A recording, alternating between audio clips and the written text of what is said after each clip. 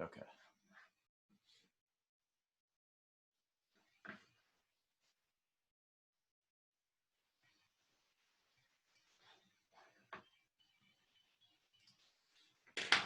Oh, sorry about that. I didn't realize that the grades got released. I was trying to do it where it was like, I don't know, incognito. Uh, yeah, there. Don't don't pay attention to those just yet. I woke up early today and was working on that for a while, and like I don't know, I'm almost there. I've got everything in an Excel spreadsheet, and I just needed to sort your grades. Um, but the thing that got me, like I spent a half hour before class on, not that you guys need to know all this detail, is the grades that so it's this like multi-layered problem. I had to find a script, like a Chrome plugin so that I could scrape the HTML code and get it into a format that I could import into Excel, or I could use in Excel. But then because the grades are expressed as fractions, Excel keeps interpreting them as dates. And um, like that's where I'm at right now. I'm trying to get Excel to not interpret them as dates, which sounds like it would be like a ridiculously easy problem to solve. But um, like I went on Stack Exchange and stuff, and it's just like the solutions don't really work for me. But anyway, I will have your grades out by the end of the day. I have your original grades. Um, but I just need to figure out a way that I can sort all like 160 grades that doesn't require manual data entry, both because I don't want to do it, but also because it's just like prone to having errors. So, um, but yeah, you'll have your original grades, whatever your highest grade that you've seen is. Um, we're not curving the first exam. We might apply some kind of curve at the end to the final grades. So just hold tight um, on curves. So anyway, so that extremely long story. The takeaway is, I'm sorry, I'll get your grades up soon. Canvas is terrible and I hate it. Um, and yeah, we're not gonna. It'll just be whatever your original grade was. It's not gonna be anything different from that. If we do any kind of curving, we'll do it at the end because it's more fair that way. If students drop the first exam, thank you guys for being understanding. If students drop the first exam or something, um, if we curve your final grade, then it doesn't matter what exam you drop. It benefits you no matter what. That's kind of my thinking on it. Anyway, all right. So thank you guys for being understanding. Uh, let's see. So we have an exam tonight. Let me give you some. Let's talk about one thing that'll help you on the exam, um, which is just to. We didn't talk about titration curves for polyprotic acids, and I didn't see a whole lot on the GChem website about it. It's a natural extension from what a normal titration curve looks like. So if you look at the, let's say you're looking at something like H3PO4, so phosphoric acid, and you're titrating it with sodium hydroxide. How do you think about this? Let's see.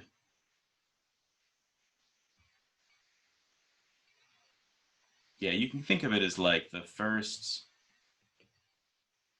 part of the titration goes to removing this very first proton.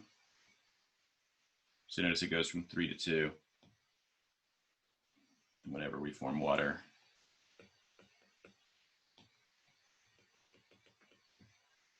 And then the second part of the titration, like as you go beyond 1 equivalent of sodium hydroxide, now instead of just kind of hitting the saturation point where the base, where the POH or pH, I guess the pH continues to go up, you've got more acid that you can titrate.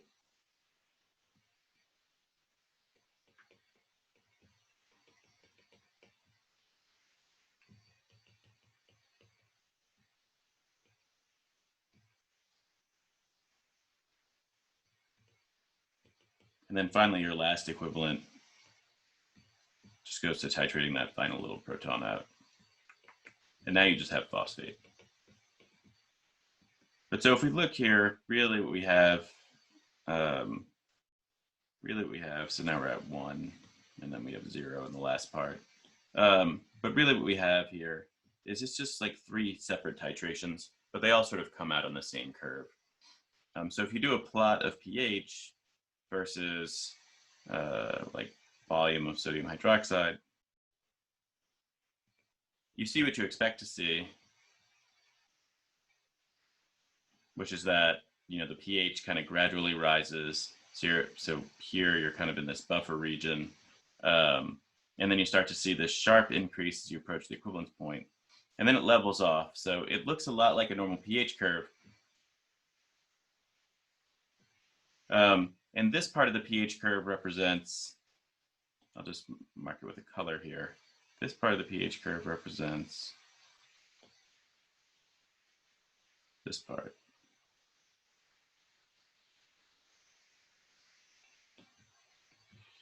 But then what happens is, instead of it just continuing to level off and get slightly more basic, you hit the next pKa.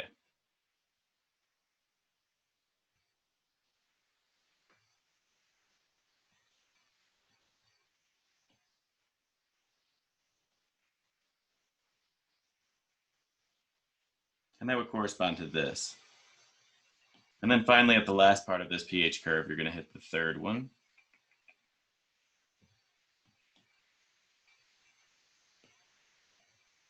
And so if you're kind of fretting about this, there's not going to be any kind of intensive calculation on the exam about this. At least I don't think we have anything on there that requires any kind of really change these colors so they look different. We don't ask, I don't think we have a question on the exam where it says something along the lines of, you know, what's the pH after the addition of X amount of sodium hydroxide to phosphoric acid. All of those types of problems are with monoprotic acids. But you do need to understand this kind of qualitative features of the titration curve. Remember, one feature that is important about titration curves is, so we have two things that stand out on here. One is this point. This is the equivalence point.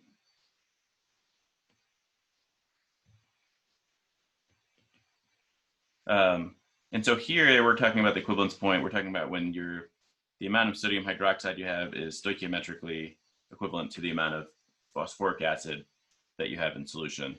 And this one here would correspond to the same idea, but it would be for this part of that reaction series. But the thing I want to draw your attention to is this point. Remember, corresponds, this is where the pH is exactly equal to the pKa. Because this is the part where H3PO4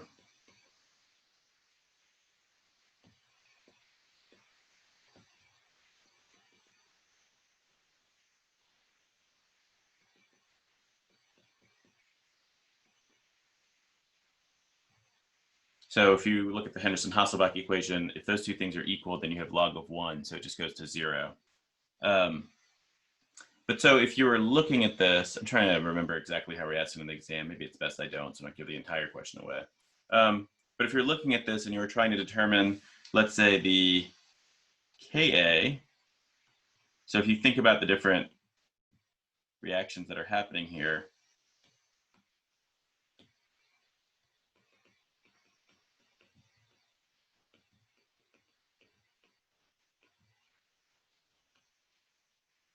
we have this, we have this,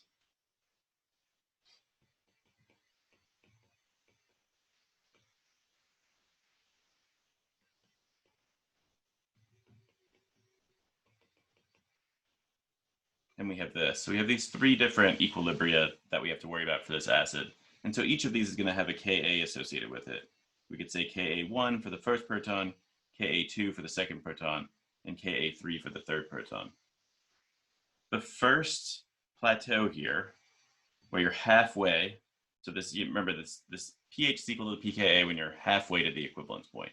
So this is like 1/2 equivalence point.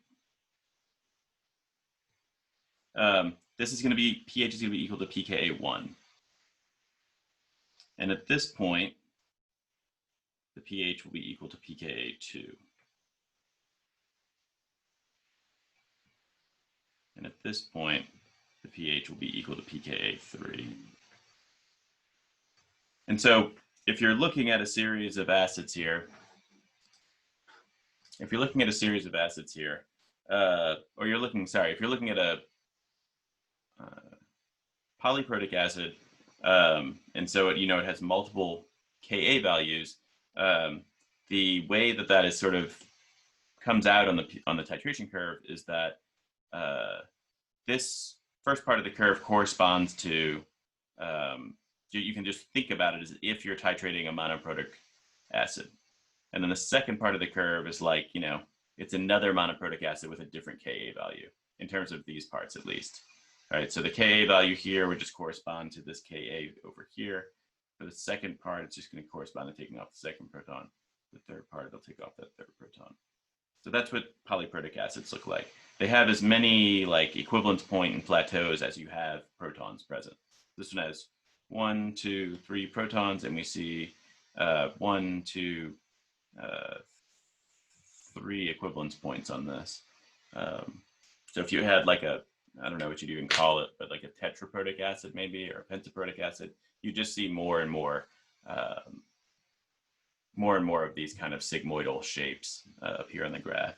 And it gets sort of arbitrarily complex like everything in chemistry. But the main idea is just that if you're running a titration and you're doing it on something that has more than one proton, you sort of see the emergence of multiple sigmoidal graphs in the titration. And that's all we're trying to represent here. And if you want to know what the Ka value is, for example, if you were trying to calculate the pKa of the second proton here. So let's say you're doing this experimentally. So you run this titration and you make this plot. So you add a little bit of sodium hydroxide and you measure the pH. It's kind of how this would go. So you've got your burette over here, and you're adding it to phosphoric acid in the flask. So this is the H3PO4. And you've got sodium hydroxide here. And you have some sort of pH probe inside of here. And this is your pH, it has a readout of the pH. And so you're adding in base into the acid and you're just monitoring the pH via this probe. You could make a plot of this. So you'd have points all along this thing. This is a pretty standard general chemistry wet lab experiment. And then if you wanted to know the Ka value, say for like this second proton that comes off here, so this equilibrium here, all you would have to do is go on your graph and say, okay, well, if this is the first equivalence point, so I know that the second plateau is going to correspond to the Ka value here. It's going to give me the pKa of that. So it's an experimental way to kind of determine the different Kas. And the main thing to take away is this, that like it happens sequentially. Ka1, Ka2, Ka3.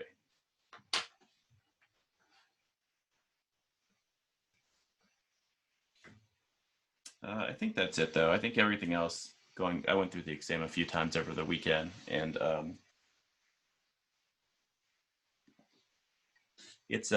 think it's mostly stuff that you've seen somewhere, or things that we've been over in detail in class, and any of the things that are like maybe from earlier in the like section or unit or whatever. Because it's open book, I'm not super worried about you guys figuring that stuff out.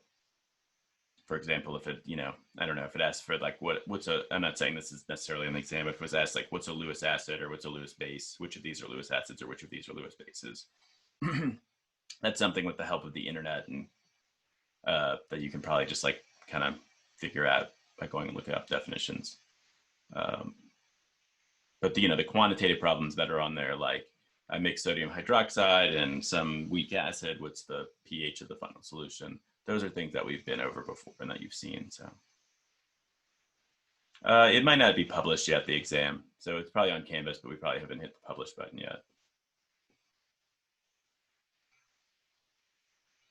It'll be there when the exam goes.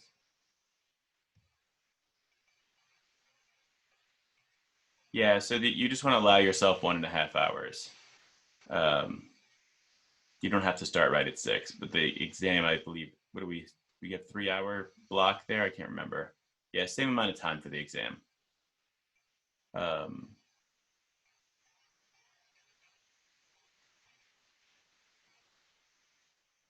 yeah, everything for the exam is more or less the same. You know, try not to, don't try, just, it's not, resist the urge to call somebody if you know somebody in the class. Um, and definitely resist the urge to go on like GroupMe or something and talk about the exam. You don't want to be in that position. I don't want to be in that position. It's in the same ballpark of questions. It's like 20 to 25 questions. But you know, we I think got it right lengthwise. A lot of the questions are softer, like quick questions. You know, there are some quantitative questions on there, but it's not like the entire test. It's just these really brutal titration questions. Um, Do these polyproducts ever act like conjugate bases, like where the H1PO4 might accept a proton? yeah, for sure. I mean, that's what's happening. I know this stuff's so confusing. So along the, so if you have this, if you have like H2PO4,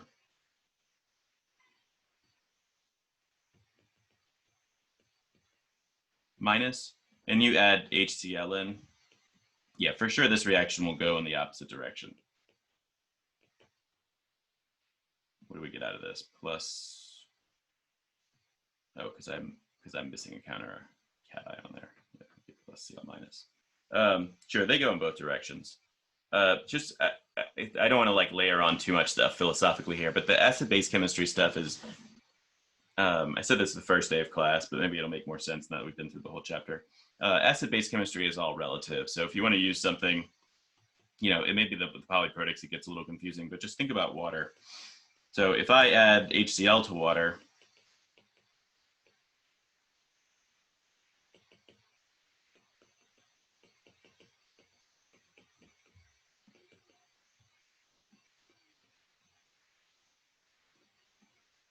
the water is going to behave as a base. But if I add, I don't know, like let's say ammonia to water,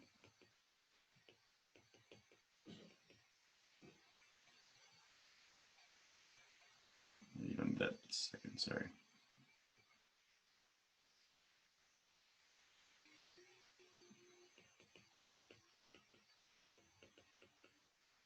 Um, you know, now the water is being deprotonated and it's acting as an acid. So all these different things like acid and base chemistry is extremely dependent on what's in solution. Sometimes things behave as acids and sometimes things behave as base, but you need the other thing there to have context. Like, is water an acid or a base? Well, it depends on what it's in the presence of. In the presence of HCl, yeah, it acts as a base. In the presence of ammonia, it acts as an acid. And the same is true for something like this, where the molecule can be an acid, so it could donate its protons, or it could be a base. So in the presence of HCl, it behaves as a base. But in the presence of sodium hydroxide, in the presence of HCl, yeah, it behaves as a base. In the presence of sodium hydroxide, it behaves as an acid. So it's very, acid-base chemistry is very like contextual. Hot and cold makes a good analogy. You know, it's like temperature you can kind of think of as being relative. Like how hot is something? It's going to be hot relative to something else. You need some sort of context there. Can these polyproducts and like some of the more deprotonated forms act as bases just with water? No, yeah. Oh, like if you just put it in with, I see what you're saying. If I add it to water, is it going to make it basic or acidic? That is a good question. I guess it depends on the Ka value.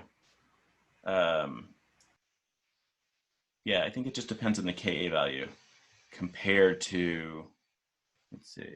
Yes, yes is the answer. Let's not get bogged down to in the details, but yeah, it depends on the Ka value for the acid. So if the acid's Ka value is low enough, it'll behave as a base with water. Let's see, low enough, small Ka value. Yeah, let's not use the term low. Let's say if the value, if it's small, then it'll behave as a base. If it's large enough, it'll behave as an acid. And you don't need to know kind of when that's true and when that's not true. But basically, I guess the easy way to think about it is the pKa of the acid has to be lower than the pKa of water. And the pKa of water is 14, right? So if the pKa of the acid, H2PO4 or whatever, is lower than 14, then it'll be acidic. If it's higher than 14, it'll be basic. So it depends. But yeah, that's a good question. How do you know? How do you know whether it's going to behave as an acid or base? It's dependent. You basically what you're doing is you're comparing the Ka values of these two things. So here it's reasonably straightforward because this thing Ka value is infinite. But with things like this, well, that one's pretty. The Ka of this is like infinitely small almost. So, but yeah, you compare the Ka values, and we didn't talk a whole lot about that, but I guess you have some context for it from the protonation state idea. It's almost like saying, like if you're taking H2, if you're taking H2PO4 and you're adding it to like super pure water, then you know it's like the pH of the water is going to be equal to 7. And so you're kind of saying, what's the protonation state? I think that's true. What's the protonation state at pH equal to 7?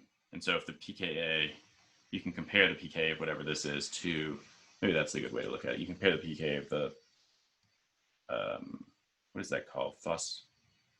Hypophosphite to the pH. You can kind of get an idea from that. Yeah. Anyway, we don't need to get bogged down in this type of stuff. Not that this stuff is like way out of there. But I don't think we have any specific questions like that on the exam. But yeah, in general, I guess when you're looking at something and you're trying to figure out if it's going to behave as an acid or a base and it's got a proton on it, ammonia is an example of that. You want to look at the Ka values. What's the Ka of when it's protonated? What's the Ka? You would compare, say, like the Ka for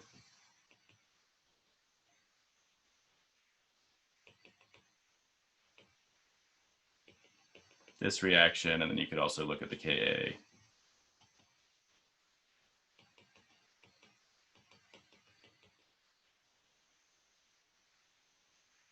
Wait, no, that's not what I meant. Yeah, you'd look at the Ka for, like if you're reacting this with water, you could look at the Ka and say, well, what's the Ka of this reaction? And how does that compare to the Ka? Yeah, you would compare it to the Ka of this. How does that compare to the Ka of this reaction? That's about how in-depth your analysis would have to be. So Ka of this, Ka of this, and that'll give you an idea of whether it's going to go in one direction or another. But generally, the easiest way to do it is you just kind of build up an intuition, and that's what all those acid-base salt questions were about. Was trying to kind of just get an intuition of when something's going to be a base and when something's going to be an acid.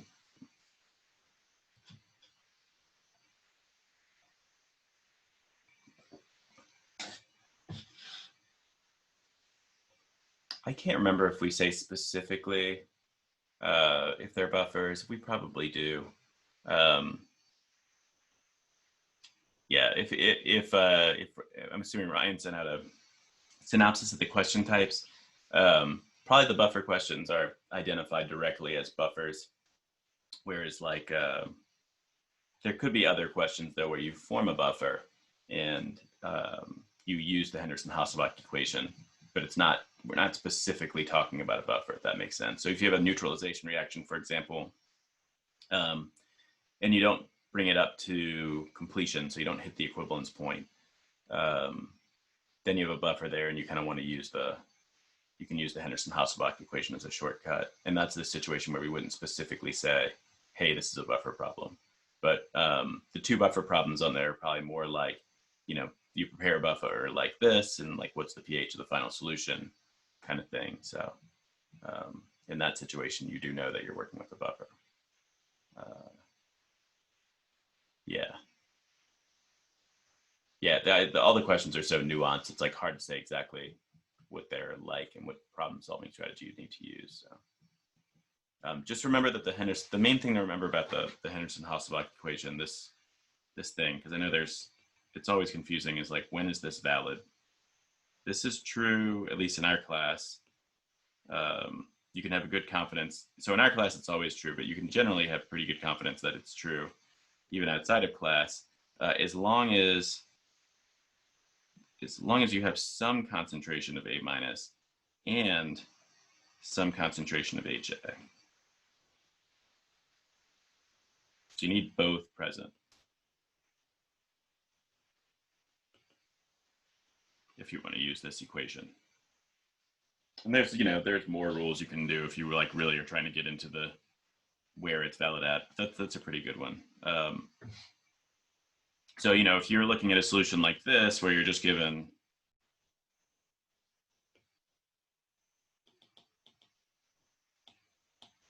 where it says like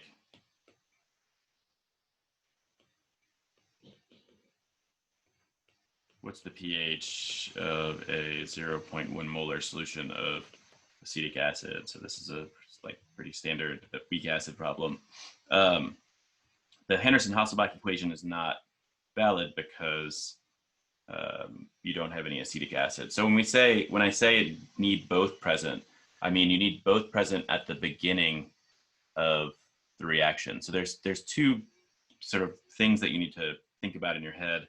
And one is like some problems, there's like before equilibrium,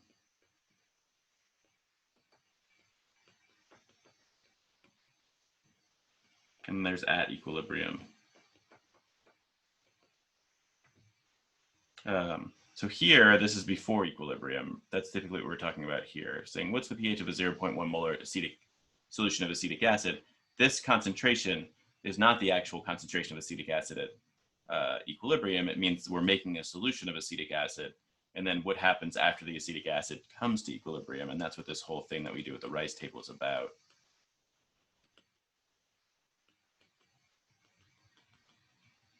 We say, okay, well, we started out with this much.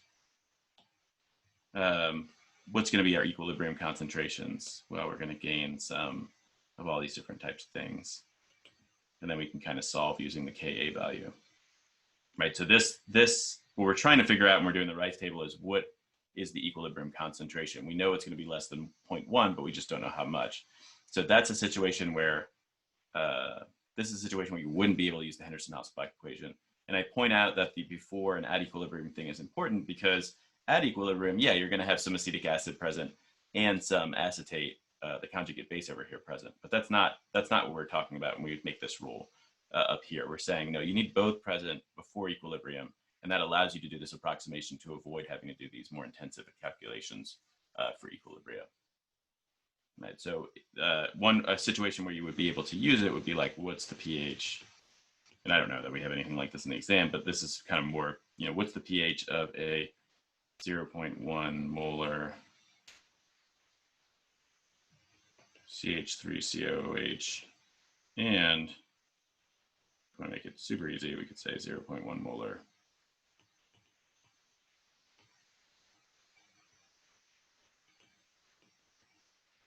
sodium acetate. Actually, let's change this. So it doesn't even have to be 0.1 molar. It could be like 0.01 molar, or let's say 0.02. So you can have you don't have a whole lot of this in solution, but still it allows you to use this equation.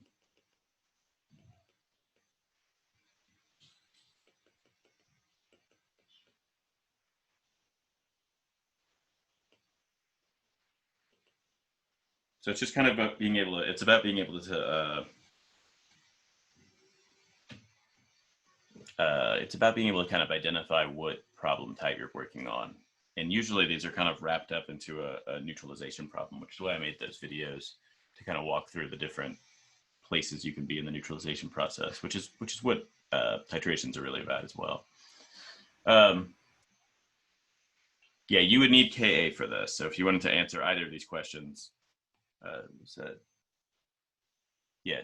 Daniel is correct. So generally, if you're if you're not given, so if you're given a situation like this where you're not at equilibrium, so that's our starting point is up here. We're not at equilibrium. And we are asked to find the concentrations at equilibrium. The only way we can do that is if we know Ka. And the Ka for this is equal to 1.8 times 10 to the minus fifth. And the same is true down here, right? Like, we know this, we know this. If we don't know the pKa, then we have one equation and two variables, and there's no way to solve that. So we need one of these things if we're going to solve it. And since it's asking for the pH, you have to be given the pKa, or at least the Ka, right? So the pKa will be 4.74. But you just take the negative log of the Ka to get that. But yeah, so these are kind of the two. It's if I have both my acid and its conjugate base present, I'm good. I use the Henderson-Hasselbalch equation. If it's not this case, I have to use a Rice table or some other method, or yeah, some other approximation or something. If one part of your buffer completely neutralizes, would you not use the Henderson-Hasselbalch equation? Let's see. Buffers are when you have an acid base and its conjugate acid base. Yeah, exactly. You have a weak acid or a weak base. It's important that it's weak. And it's conjugate. That's when you have a buffer. If one of your buffer completely neutral, if one part of your buffer completely neutralizes, would you not use the Henderson-Hasselbalch equation? Let me think about that. So you're saying, like, if I prep a buffer, let's say, if I have a buffer where I make it like 0.1 molar acetic acid and 0.1 molar acetate, so my pH is going to be equal to 4.74. And then you're saying, let's say I do a neutralization reaction and I consume all of my acid. So let's say I add in, let's say I have, I really want to keep this math simple. Let's just say I have 100 mils of this. What does that give me? 0.1 times 0.1, so 0.001. That means I have 0.01 mole of acetic acid in solution, and I have 0.01 mole of acetate. If I add in, let's say,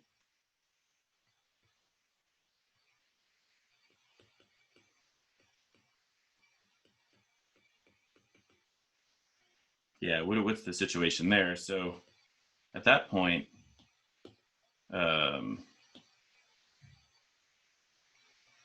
I see your question. So I think, yeah, at that point, you would consume all of your acetic acid. So after the neutralization reaction is complete, what do we have there? We would have 0 moles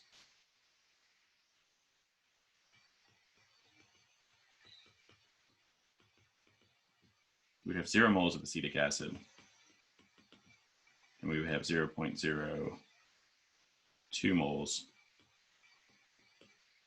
of acetate. And so here you would have to use, you wouldn't be able to use the Henderson-Hasselbalch equation because you don't have both of these present. And again, it's important to delineate what we're talking about here. We're talking about both of these not being present. This is before equilibrium is reached. So it's after the neutralization reaction, but prior to equilibrium being reached. At equilibrium, you're always going to have some of the conjugate acid and base there. So try to keep track of that. But yeah, you would have to use this.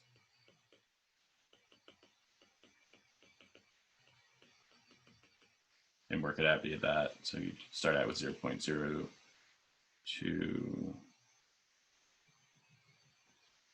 Or 0. I guess you'd have 0.2 molar. Let's say minus X. We'd start out with none of this, so we'd say plus X. I'd have to think about the hydroxide. What do we have in solution there?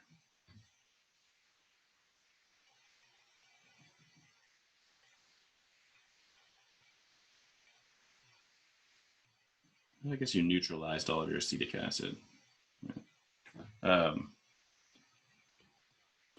Anyway, and then you'd use Kb. You get that from Ka.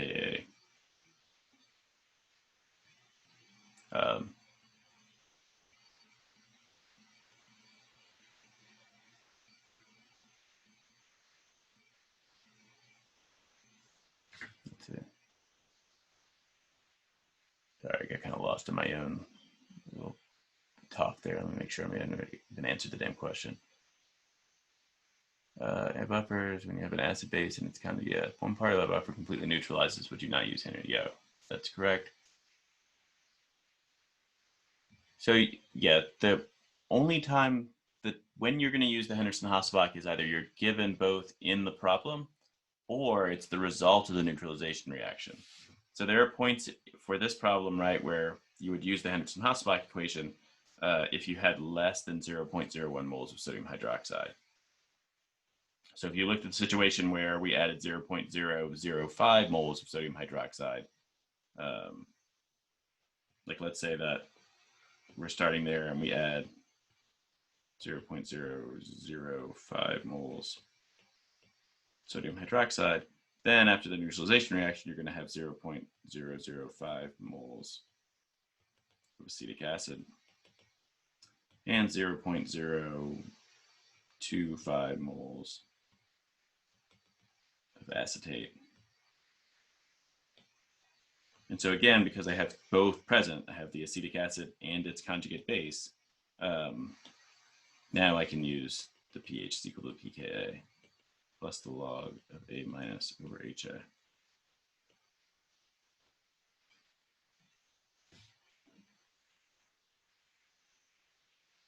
Yeah, okay, good.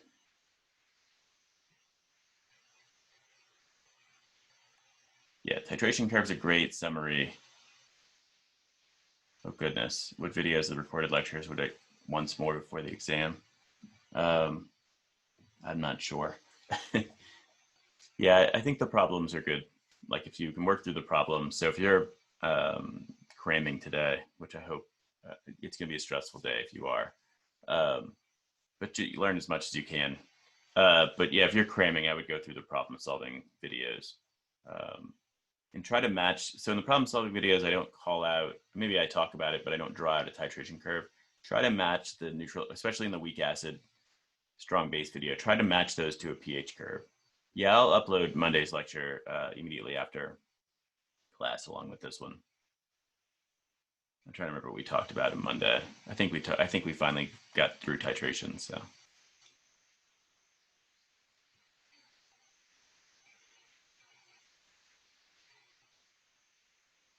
Yeah, focus on problem solving. I'm not judging you if you are cramming. You know, we've all been there.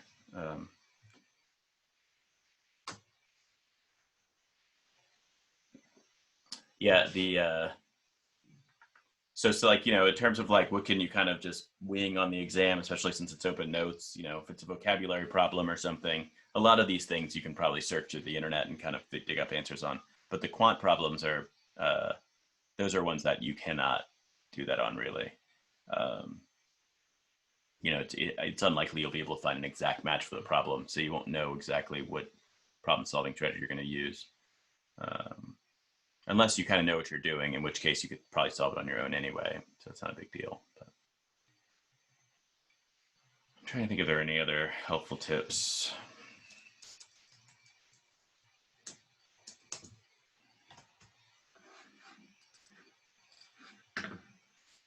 You guys have any questions?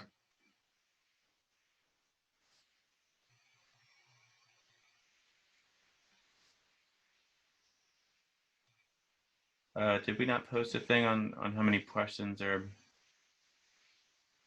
attached to each problem type?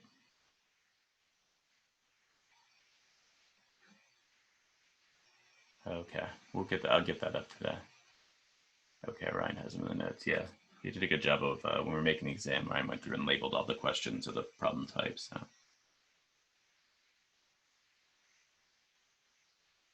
It's like 20 questions, so it's on par with the last exam.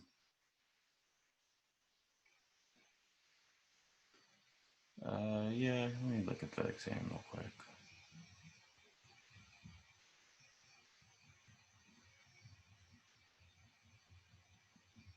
I can find it.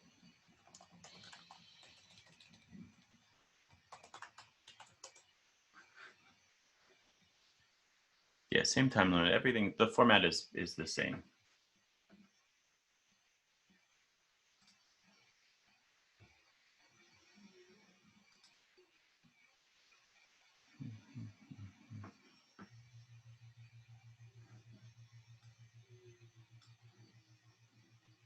Yeah, normally we give that exam in class.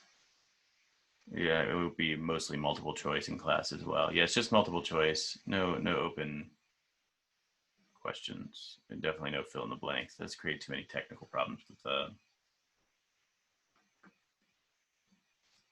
like Canvas, like having, like if you don't capitalize it or something. Yeah, you'll know your grades immediately. It should spit that out.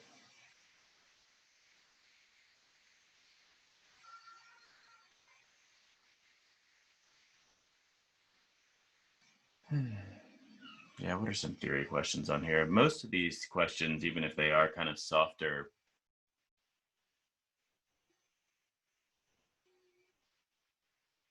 oh yeah, there's one on Lewis acids, I think, on here. I don't know. I might have got them to scrap that question, but it's like Lewis acids, conjugate acid base pair type stuff. Um, we probably have one on there where it's asking about protonation states. I think that's what we went over in class on Monday. Actually, now that I think about it, um, where you're just comparing the pH and the pKs. Uh, but most of the rest of this stuff is, I don't know if you would call it theory as much as just like qualitative questions that flow naturally from the acid-base chemistry equations. Um,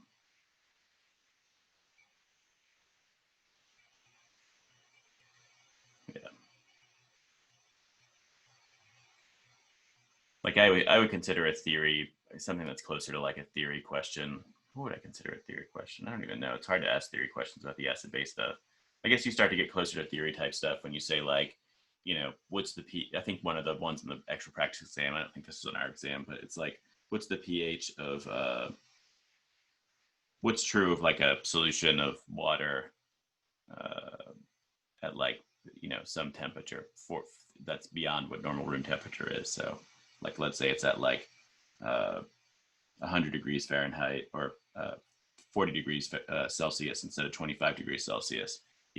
Is the pH still going to be 7? And the answer would be no, because the equilibrium constant is set at room temperature. Um, we don't have that on there, but that's a good example of a theory problem. Or I guess if you want to call theory, would be like, what's the conjugate base of this particular thing?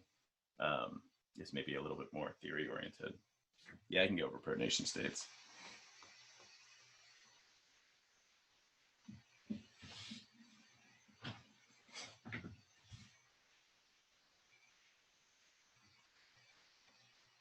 Yeah, if you want to call theory like actually being able to identify conjugate acids and bases or identify bases and stuff, yeah, there's some of that on there. Um, but I feel like you have to know that to solve the other problem. So protonation states, the deal with those is just that if you've got a particular acid, I'm trying to think of one off the top of my head. Let's say you have, so you've got,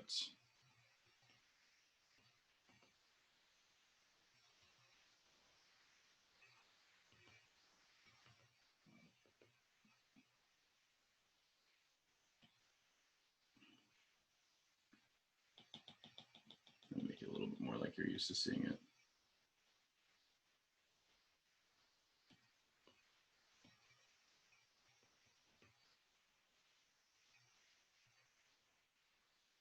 Can't tell if that makes it more or less confusing. These protons, hydrogens bonded to carbons are never acidic, or it's unusual for them to be acidic. But if you're given like, let's say you have two acids,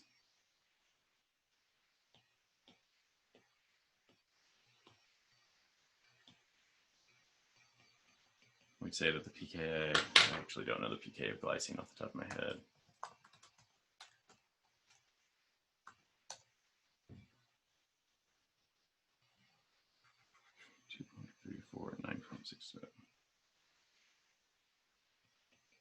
So this pK is equal to 2.34. This pK is equal to 9. Where are you, glycine? 9.6. And we say something like the pH is equal to 1. What's the protonation state?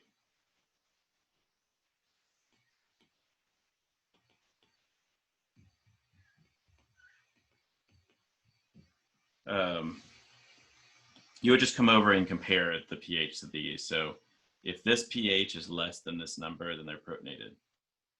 If it's greater than this number, if pH was say 5, then this would be deprotonated.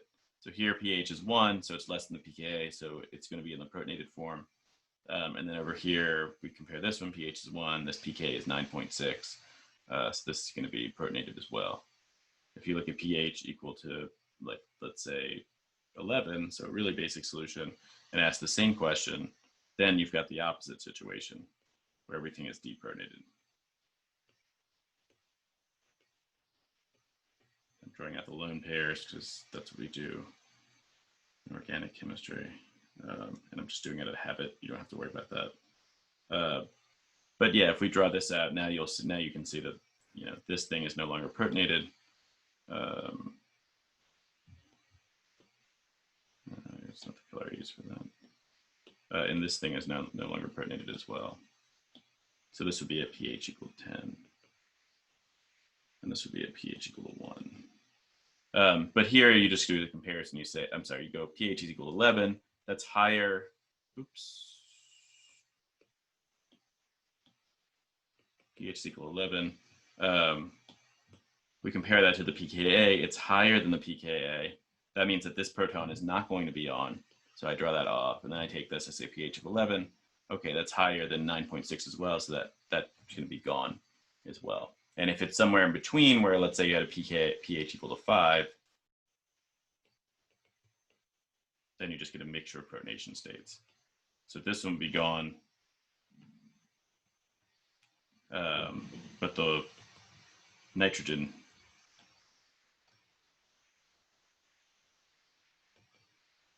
would still be protonated on the other side. So here you just get mixed. But it's just, all you have to do is look at the pH compared to the pKa. Yeah. Lewis acids, yeah, how do you identify Lewis acids? I don't know. I mean, I guess if you're looking at a reaction, let's say, so I think of all Bronsted acids are Lewis acids. They're just like a, you know, because a proton is an electron acceptor. But the more, usually when we talk about,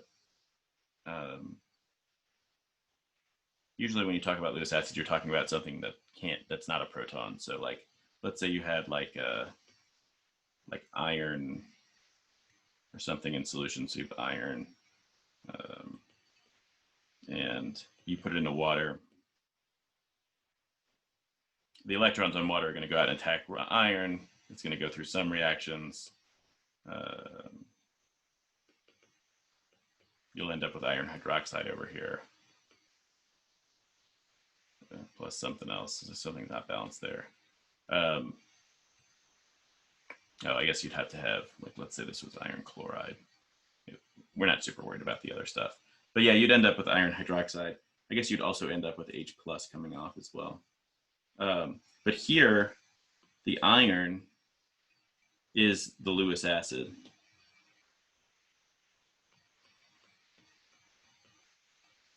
So it's a Lewis acid because it's accepting electrons. And you can see over here, it generates a proton, but it doesn't do it in the traditional way that like HCl or something, where it just totally dissociates. So Lewis acids are just straight up, if you're looking at a reaction, they're electron acceptors.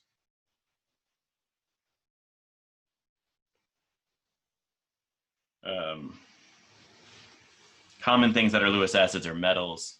Really, really common are the metalloids, like things that are in group 3, like boron and aluminum and stuff like that.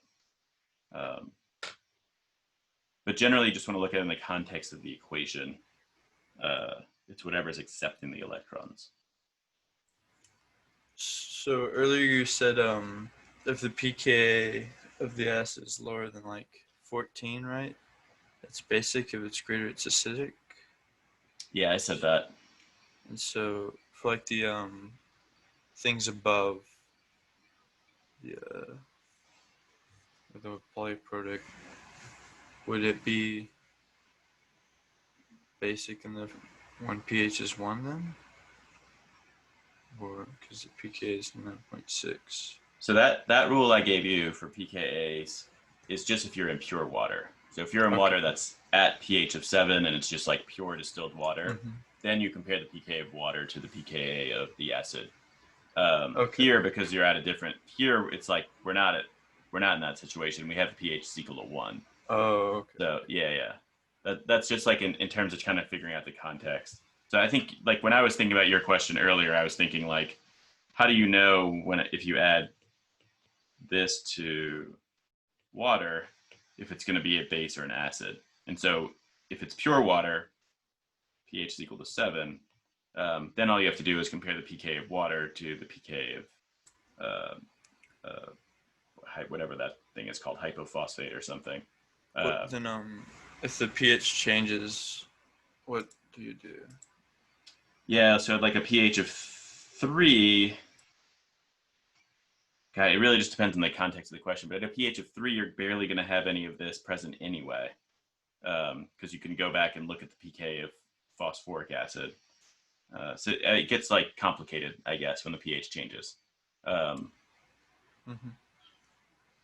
But yeah, we shouldn't it have would to worry be. about like a polyproduct dissociating multiple times, and then one of the we shouldn't have to worry about like H2PO4 or H1PO4 acting as a conjugate base because it I should already don't. be in a solution that's not of pH 7. Yeah, yeah. I mean, this is like a very specific case, where I'm taking. It's like I'm taking sodium phosphate from like a cabinet and dissolving it in water. But yeah, if you're like the other thing that we could talk about is like, I guess you could say like, what if I took this and dissolved it in water where the pH was equal to 3? There it would definitely behave. I guess as the pH goes down, this is more likely to behave as a base. It's probably a reason is the right way to think about it. So like at pH of 3, this is definitely going to be a base, and as the pH goes up, then it's going to behave more like an acid. Yeah. Does that make sense? It's Yeah, another way of that's it's just another way of saying like since it's all sort of like context based. Um, when I'm looking at this compared to this, well, I have like two. These are both like this is a weak base or a weak acid, and this is also a weak base or a weak acid. So that's sort of a hard question. You have to compare the Ka values for both the weak acid and the weak base, which we didn't really talk a whole lot about. But in this situation, even though it's not exactly obvious, since the pH is 3, we have a weak base. But at a pH of 3, that's really like having a strong acid present. Um, unless it's buffered or something, but let's assume it's not buffered and the pH is just 3. Then it's like having a strong acid. It's like having a solution of HCl or something. And so now this definitely, say, a weak base or a weak acid.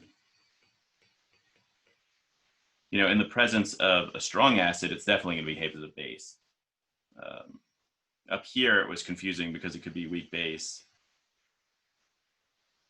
or acid. But this thing is also a weak base or acid. So it's not exactly clear what which one of them is going to be stronger. okay. Yeah. Yeah, it's there's a lot. There's a lot of stuff to keep track of, so those are good questions though. All right, give me a second. I'm gonna go get some water and I'll be right back for office hours.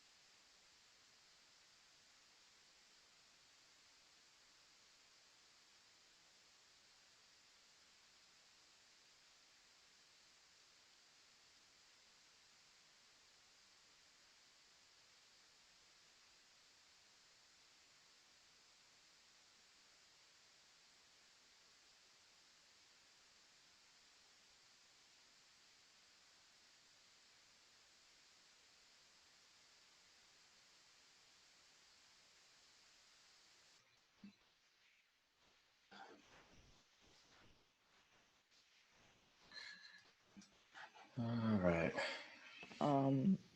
So for a buffer Familiar solution, acid-base problems. if they give us the molarities outright, we just straight up use Henderson-Hasselbalch. But if they give us like a neutralization or reaction, we do an ice table, solve the problem to get the final molarities, and then use those in Henderson-Hasselbalch.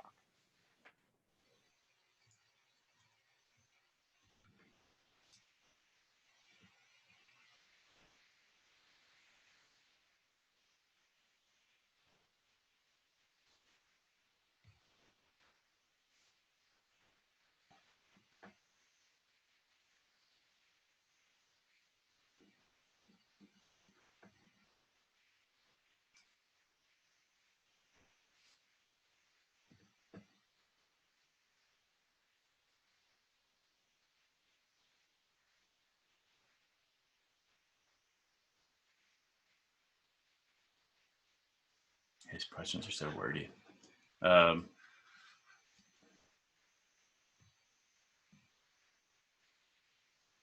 y'all don't have any questions, I can just work some problems. Dr. Dragna? Dr. Dragna? Okay. Oh, you guys are saying stuff. Hold on. I think my earbuds went out.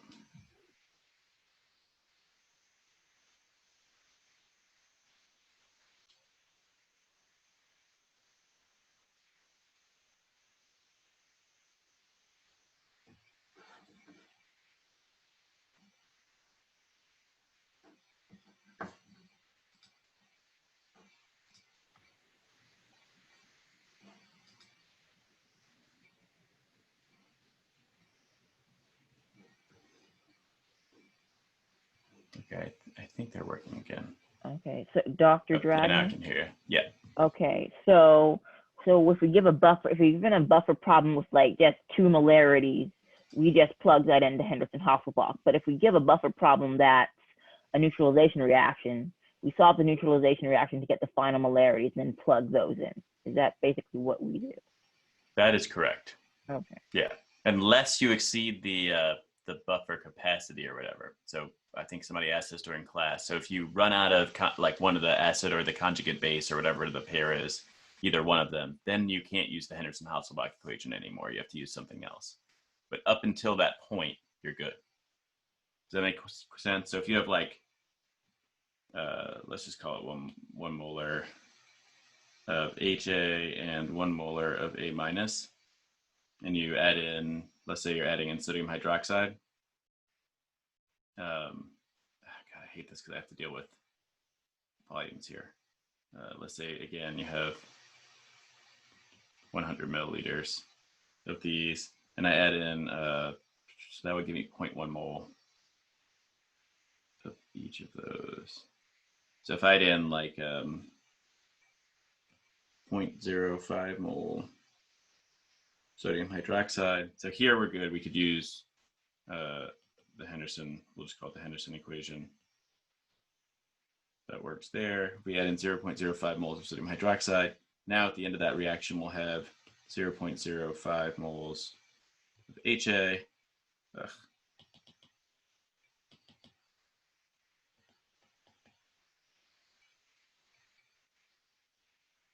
Sorry, it's stupid. I have to get the calculator. I'm tired. I don't want to make any mistakes.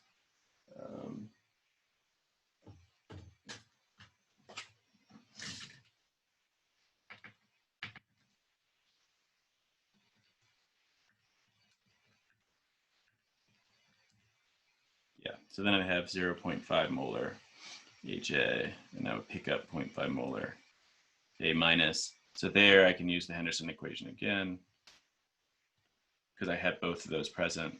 But if I keep going and let's say I add another 0.05 moles of sodium hydroxide, now I've got 0 molar HA and 2 molar A minus. So there we can't use the Henderson-Hasselbalch equation.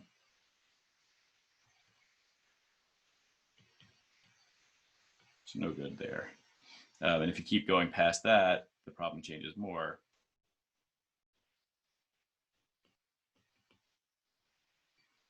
So now we would just have 0 molar HA, 2 molar A minus, because you can only form so much of it, right? And then you would have an additional 0.5 molar of sodium hydroxide to deal with. And so again, the Henderson-Hasselbalch equation would definitely not be valid here.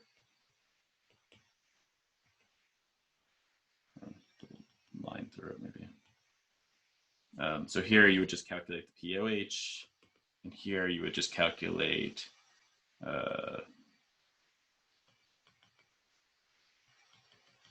based on that equilibrium. Right? On that equilibrium, you would just do the negative log of OH minus, right? Here or here? The right one. This one one on top. Yeah. But if you did the Henderson-Hasselbalch after equilibrium, would you get the same answer? If you use the Henderson, I don't know what you get here if you use the Henderson-Hasselbalch equation. You would end up with 0 in the denominator, and you'd be taking the log of 0. With it would be after you dissociate some A minus. Yeah, the Henderson-Hasselbalch equation, and I know is valid here. Here, you probably start getting some wonky answers. You wouldn't want to use POH here because you've added, you're right at the equivalence point, really.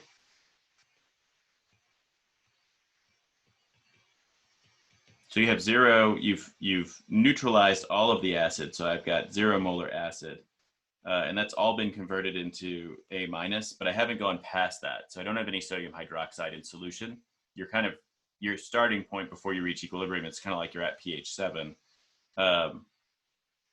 So what I want to do is look at 2 molar A minus and use that. So I would come down here and say, I've got 2 of this, do the minus X thing, none of this, oops. None of this, ooh, Jesus, come on.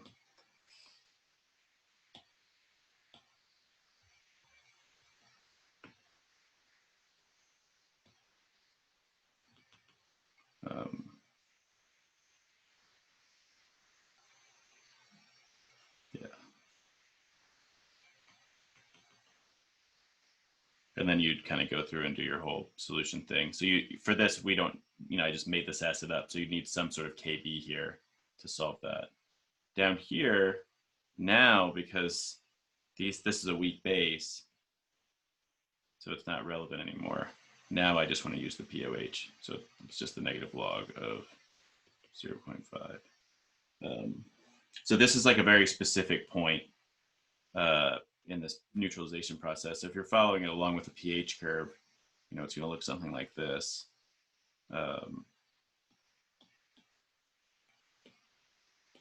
All of this over here,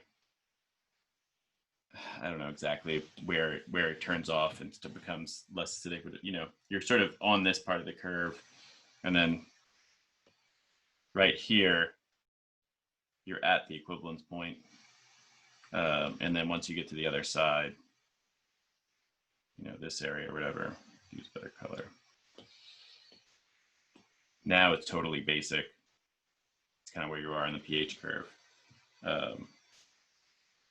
Right, so it's just, you just have to be careful that if you do neutralize all of one component, that you're either going to be in one of two spots. So if it's very specific, like this one was, where you end up with exactly 0 molar HA, but no more sodium hydroxide than you need to get there, then you're here. If you go any bit beyond that, so like let's say even just like 0.01 mole instead of 0.05, now you're at this part of the curve. Everything before, you're in that part of the curve, you're in a buffer. I see. Yeah. All right, let's see, get some chat problems. A little dialogue.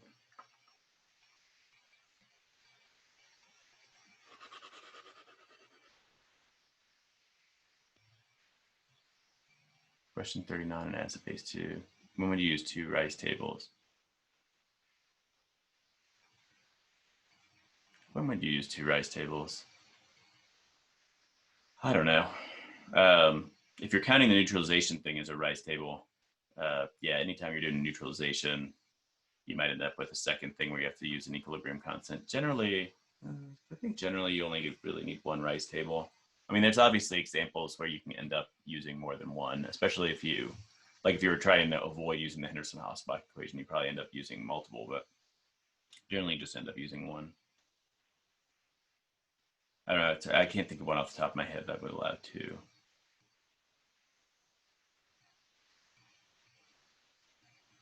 Okay, good. Christine has a good example. Acid base part one, problem one. I think I even worked that problem out.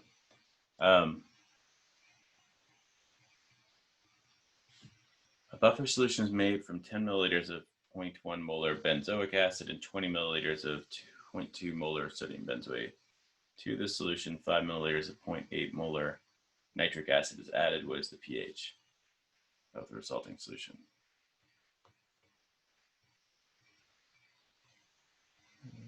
And 39 on the acid base practice too. Yeah, I'll get to that before things are over.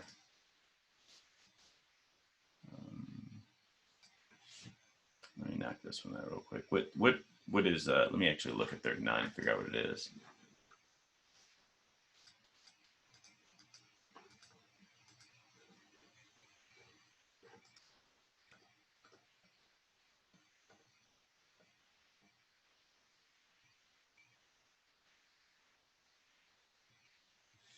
Shit, I don't even know what they're talking about. I have to read that again. Yeah, we'll get to 39. Let me do this buffer one since it's in line with what we're talking about right now. Let's see. So we've got a buffer solution. We've got 10 mils of benzoic acid, 20 mils of sodium. I wouldn't pain. Okay.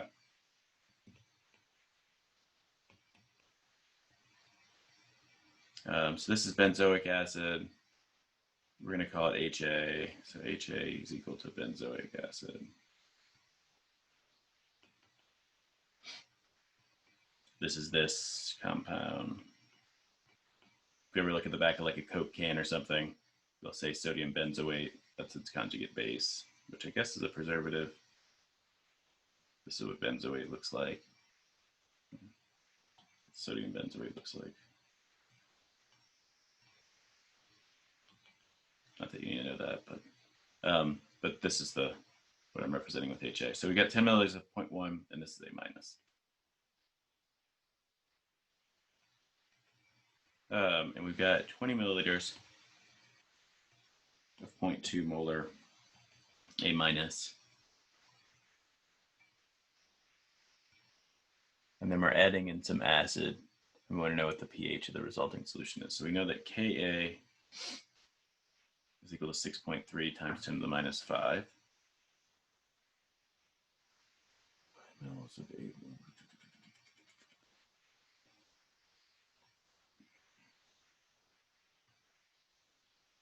So we made a buffer here. And we've got a total volume of 30 mils. And then we're adding, it's almost like we're titrating the buffer, you know, we're adding in a strong acid to it. So you can kind of imagine that you're somewhere along a titration curve for this one. To the solution, 5 mils.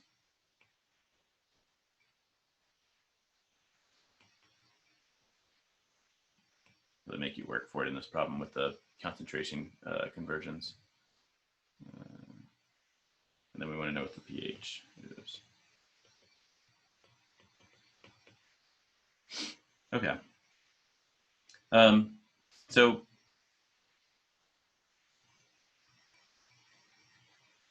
again, you're just kind of, you just want to start with the neutralization reaction. So whenever you have if you have a solution of acid or base and you're adding in a strong acid or base, your first step is going to be a neutralization. But let's figure out exactly what we've got here. So whenever you're looking at neutralizations, you have to convert everything to moles first. So we've got 10 mils, so that's 0.01 times 0.1. So we've got 0.001 mole of HA. Let me think about how we want to write this.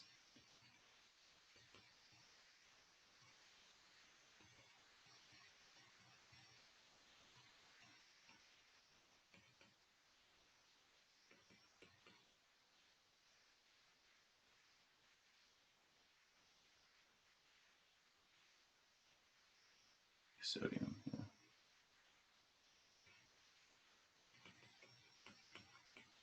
Yeah. But so that's our neutralization reaction. We start out with, so we start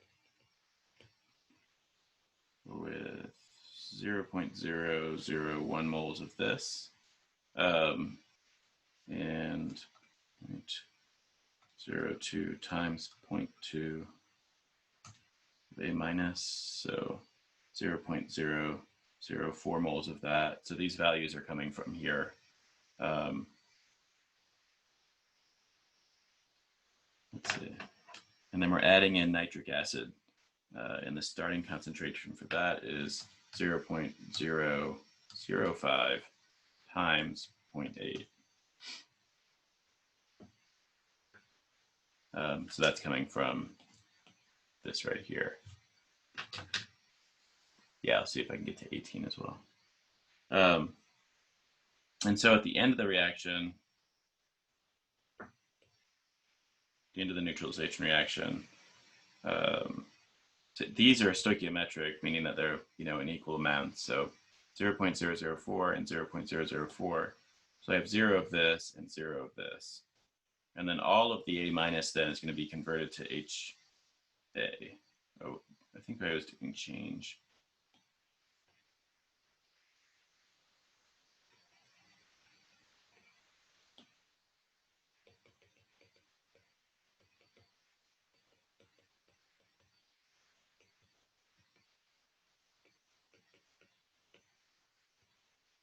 Somebody had a good acronym in the last thing and I forgot it. All right, so we have 0.005 moles of this. So this is, if we go back a second to the last problem, this is the situation where we're exactly right here. So it's the same situation as we were up here, where you've added in, only now you're adding in acid instead of base, but you've added in just enough acid to consume all of the conjugate base in the buffer, so all of the base in the buffer. And so at the end of it, you have no base left in the buffer. The acid is gone, but we didn't add extra acid. We had just enough to get there, so we have 0 of that. So all we have in solution that's going to contribute to the pH is HA. ECA, that was the one. Yeah, beginning, change, after. Is that what that stands for?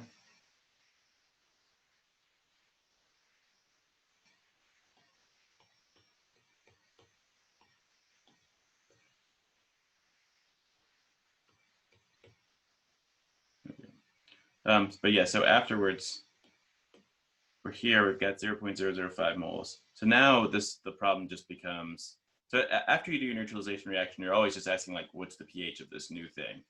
And so you look at all the species you have and you kind of consider how they can contribute to the pH. So our total volume here is 30 mils we started out, and then we added an additional 5 mils. So we have 0.005 over 35 mils.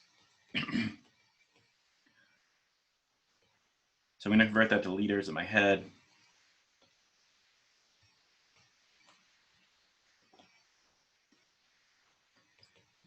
Just by multiplying it times 10 to the minus 3.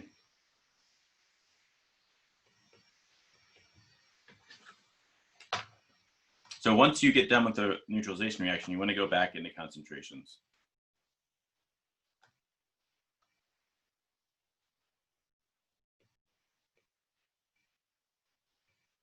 So that gives us 0.14 molar HA. So this is after the neutralization reaction. So the neutralization reaction, you could treat it as like it's going to completion. So you'll notice we're not talking about equilibrium here. We're just looking at this thing going to completion. And so at the end of the neutralization reaction, we have sort of our concentrations, and then we have to consider of all the different species that are there, and then we have to consider what happens once they go to equilibrium. So now we're going to say, okay, well, we start out, the question is really like, what is the pH of 0.14 molar solution of HA? And so it just becomes a problem of this variety where you're working with a rice table.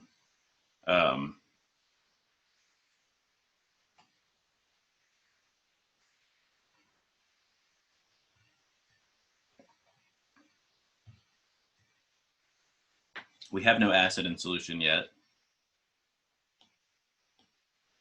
because everything's been completely neutralized. A minus was all converted to HA. So all we need to do now is just say minus x plus x plus x.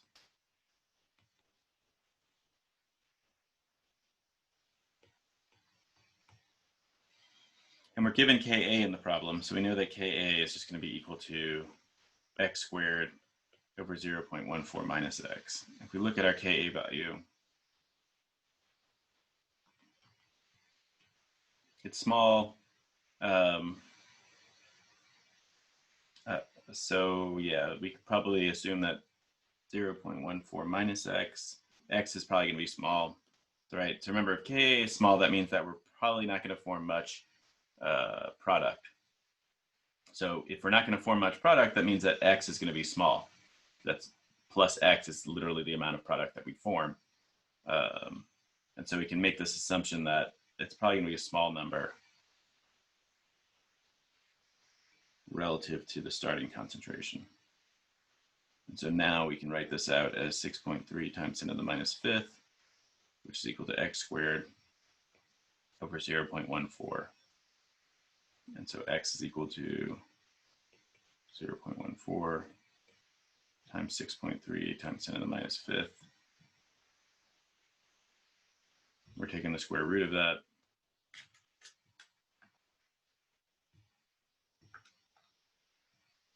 Did I forget to square something? Yeah, probably. No, wait, no, I'm good.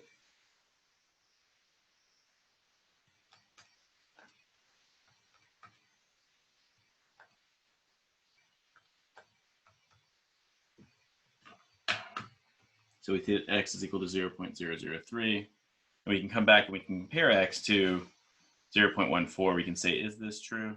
Is 0.14 minus x approximately equal to 0.14? And if you go through and work out the percentage by taking 0.003 and putting it over 0.14, you see that it's significantly less than 5%. So our assumption is correct. But yeah, so now we need to figure out, the ultimate question was not what is x equal, but what is the pH? And so x, our pH is the hydrogen concentration essentially. So H plus was equal to x, so x is going to be equal to 0.003 molar. And so the pH is just going to be equal to the negative log of 0.003.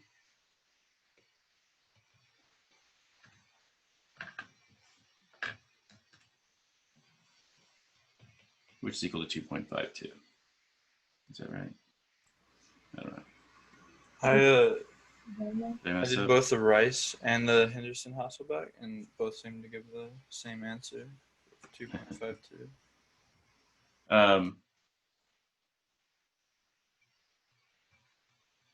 Yeah, I'd have to think about like why it's valid. Let's see. Like when is it not true that it's valid? I don't know off the top of my head. I don't know when you'll get into trouble there using the Henderson-Hasselbalch equation. The Henderson-Hasselbalch equation is an assumption. Basically, I think probably it's valid more, or like some of the time. You know, the assumption in the Henderson-Hasselbalch equation is that dissociation of HA and like that the concentration of HA and A minus isn't going to change dramatically. And that's particularly true when you have some A minus and some HA present because of the common ion effect. When it stops working, I don't really know. But it may be, it's almost like, yeah, it's almost like it's, what am I trying to say here? Would it stop working if like the ionization is greater than 5%, because the Henderson equation is like an approximation? Yeah, that's what I was about to say. It's almost, I almost feel like, and I don't know if this is true, but I almost feel like if your assumption here fails, that's when the Henderson-Hasselbalch equation probably also fails. I don't know if it's like exactly true, but it's probably true. Because in the Henderson-Hasselbalch equation, when you're calculating it, you're plugging in, I guess, A minus values of 0, but really your A minus value is 0.003. but that's close enough to 0 to where it doesn't matter. It doesn't actually affect the outcome of the answer. Dr. Dragna? Yeah. So when I didn't round the concentration, I got like the pH of 3.02. Do we have to worry about that on the test? Where like if we don't round it, we're gonna be a little far off from the answer. Where did you not round at? 3.02 is kind of high relative to 2.52 for a rounding So error. the 0.14, the concentration, I didn't round it to 0.14. Like I left it as what was on the calculator, and when I used that, I got the pH as 3.02. Okay, I left it as what it was on the calculator as well, and I got 2.5. Oh wait, let me try it then. Yeah, you might have just put it in your calculator, won't you?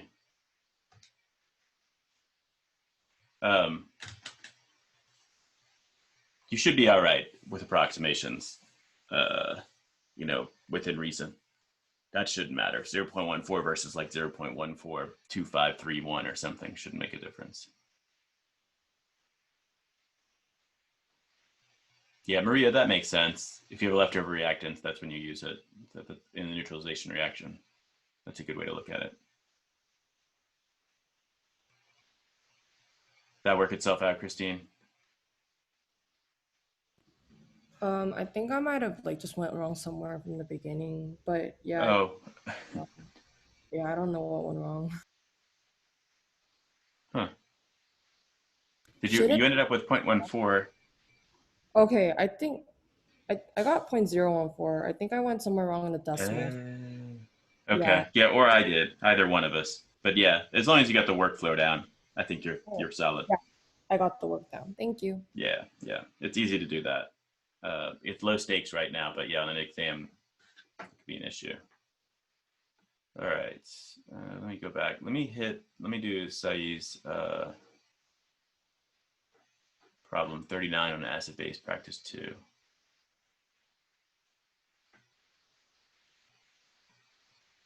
So problem 39 is just like some random question. I think I'm looking at the right one. Part 2 of 2. The endpoint of a titration curve has a similar pH value to the equivalence point, but not necessarily equal. What the hell is the endpoint? I guess the endpoint is judged by the indicator. This is like a really nuanced question. Yeah, because I went on GChem and it talked about the endpoint, but I don't ever remember talking about it in class, and I didn't really. We're not. Yeah, I'm sorry. Let me get to the point that like the question that you care about. But that's not. We're not going to ask you that on the exam. I think of the point at which the indicator. Yeah. So, I don't know, man. That's like really. I would. I don't know. I would call that pedantic. I guess if you hit that really, if somebody teaches that really excessively in class and makes a point of it, maybe it makes sense. But I would call that pedantic. The endpoint and the equivalence point are essentially the same value. But yeah, I guess they're not exactly equal. Point would be slightly more.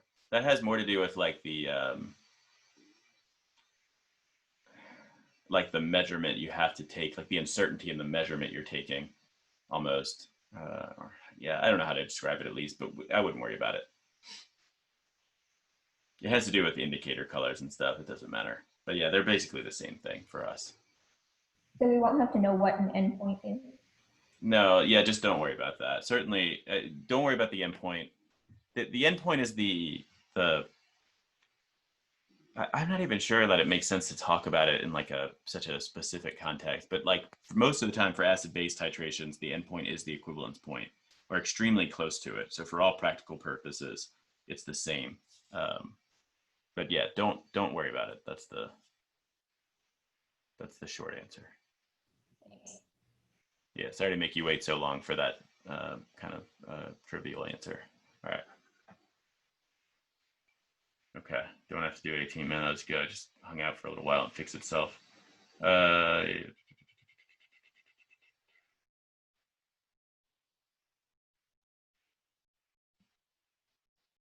Yeah, so Maria's definition is fine.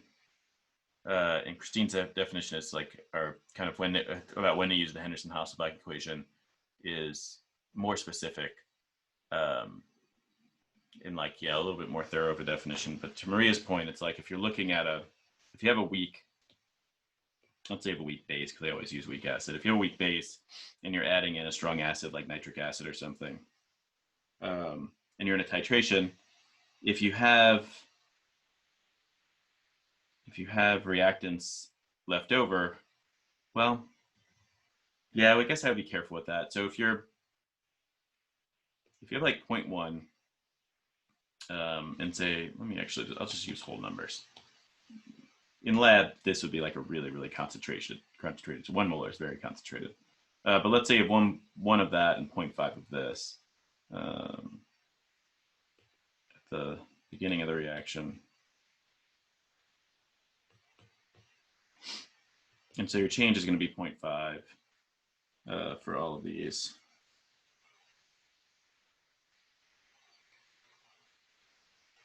So, not printing my base beforehand.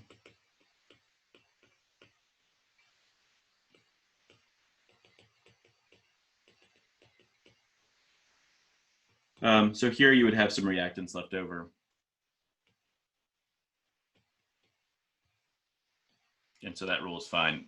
This is where you'd use the Henderson-Hasselbalch equation. It also naturally fits with what Christina's saying. It's when both HA and A minus are present. So presumably in this case, as written, you have, HA, or in this case, BH, and A minus, or in this case, B present.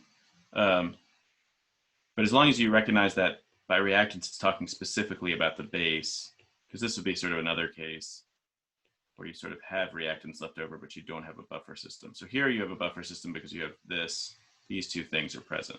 That's really the thing. You need the base or the acid and its conjugate on the other side.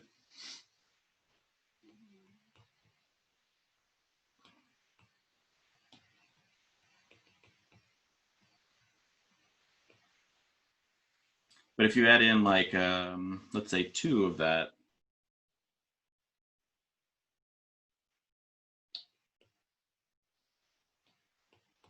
right the first time. If you add in 2 of that, now you still have some reactants left over, but your reactant is the strong acid itself.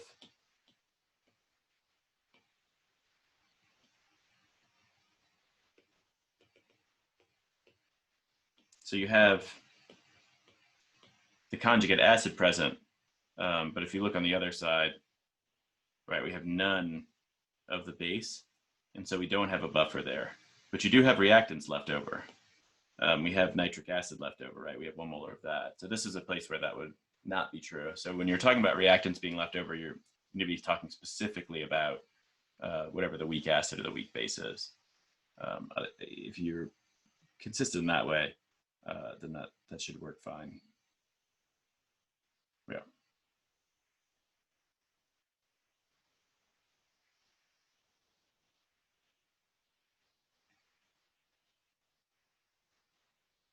Yeah, I wouldn't worry about calculating the pH along a curve for a polyprotic acid. We didn't really talk about that in class. I don't think we put any exam problems on there. I'm trying to think of how you'd solve that problem. I guess you'd look at the pH that's near the pKa for the, I don't know, probably depends on the question, but no, don't worry about that. Yeah, if your acid has the pH. I mean, generally, so I guess generally for polyprotic acids, I guess you do kind of have to realize that, if you have a polyprotic acid like H2SO4,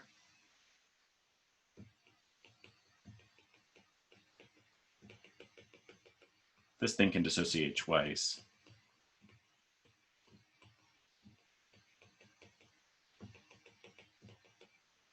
But generally, this Ka value is so big relative to the second one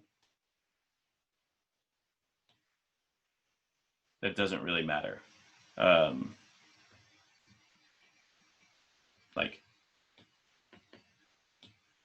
you can just ignore this dissociation altogether.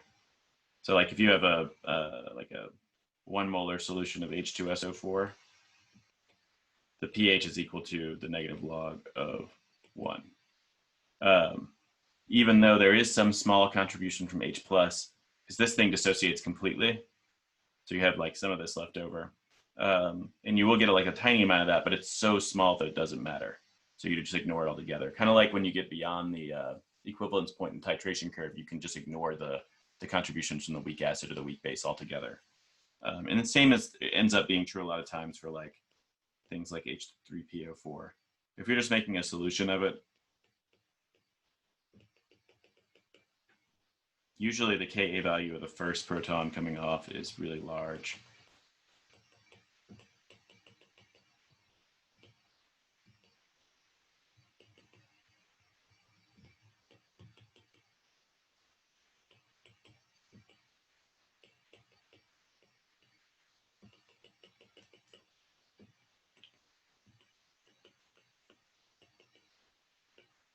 You can just worry about this. So if you're given a 1 molar solution of this, you could go ahead and and just use the first association. So you could ignore these. I think I have to look at the Ka values, but here you would work it out like a Rice table. So you would do the 1, do minus X or whatever, etc. But you can just ignore the contributions from these. The problems can get more complex from there. If you're working with like a buffer, maybe, and you've got a triprotic acid. I don't know exactly how it asks it, but there's nothing super intense on the exam from that. I don't know that we put any indicators on there, but there are questions that are similar. There's stuff with the protonation states, like we went over today a little bit in class, and like we went over on Monday. I think, the main difference is you just don't have to worry about color adding. So it doesn't say like, oh, it's yellow. One is yellow and one is blue with the color of the solution. It just kind of cuts to the chase, the actual complicated part of the problem, which is what is the protonation state, which is essentially what all the indicator problems were. So the short answer is, yeah, probably not, but don't ignore the protonation state altogether. You need to be able to do that.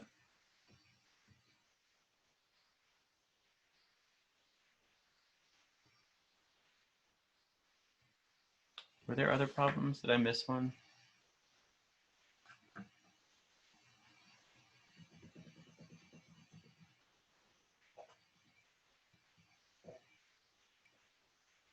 The way you'll see the polyprotic stuff come up is kind of how we started class today, where it's like, maybe you're looking at a titration curve for polyprotic acid, and it's asking you something qualitative about the curve, something about the equivalence points or something about the half equivalence points. It's more about being able to read that graph than doing anything like hardcore quantitative with it. And the other place you might see polyprotic acids is in the protonation state questions, where you're given something that has multiple. I think the GChem website has oxalic acid, which I think is this. Where you've got 2 protons, one there and one there, and you're given a particular pH. And you're trying to figure out which ones are going to be protonated. Those are the 2 main places you'll see polyprotics. The only other place it might show up, I didn't look, is in H2SO4. And in that case, you just pretend like it's HCl or something. It doesn't matter. You don't have to count the second proton, so you just treat it like it's monoprotic.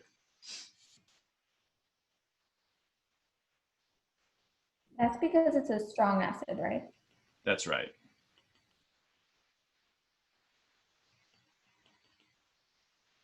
So like up here, we're saying that this is valid because Ka1 is much greater than Ka2, which is much greater than Ka3, or at least greater than Ka3. And so if that's true, and we look at this one and we say, Ka1 here is, for all practical purposes, basically infinity, then we know that Ka1 for a strong acid is going to be like way, way stronger than Ka2. So you can always ignore the contributions of Ka2. And I was saying earlier, if you think about a titration curve or something for this, it's like in terms of calculations, it's similar to the idea of like, let's say you're at, well, if it was a basic one.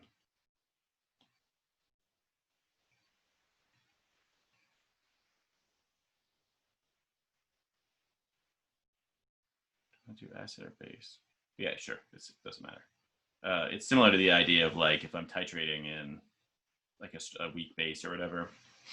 Once I get past the equivalence point, so like if I follow this, I start out really basic and I have to worry about it being a buffer because I have B and BH present. Then I go through the equivalence point there and I have to worry about contributions from equilibrium. But once I get past that, it's like those things are still in solution over here. I still have this equilibrium happening over here. I'm sorry, when I'm over here, but it just doesn't matter because I have HCl present, and it's such a strong acid that it just kind of dominates the pH. And the same is kind of true in this situation. It's like, or I'm sorry, in this situation, it's like, yeah, I've got other like equilibria happening, but who cares? Because I've got such an enormous contribution to to H plus from the first deprotonation event that it doesn't really matter. So it's kind of like a lot of this chapter is just about like knowing when you can get away with certain approximations to make your life easier. You could go through and rigorously calculate equilibrium values for everything, but there's no reason to do that.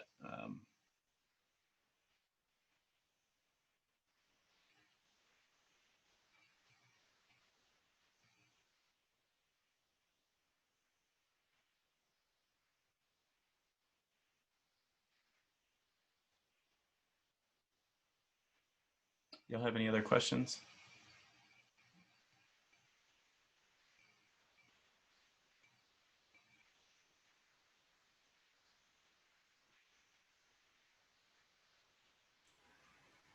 Can you go over 6 on homework 6? All right.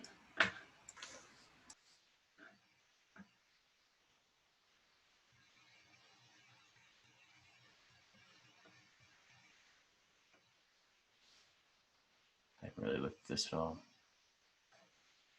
I guess I looked at it briefly, didn't notice there were solubility questions on it. One of you guys brought that to my attention. Let's see what we got here.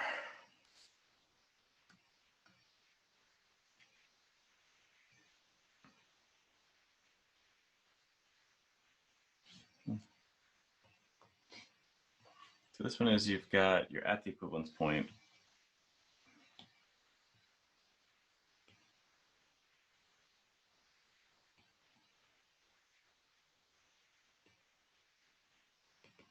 And they're giving you an unknown acid called HZ. It doesn't really matter, right? Like we don't really care what the identity of the acid is. Like I know what all the acids are because, I don't know, I do this for a living. So like I can recall what that is. But for what we're doing, as long as you know the Ka value, doesn't have to, it's arbitrary. It can always be HA or H2A or something. So don't let that throw you.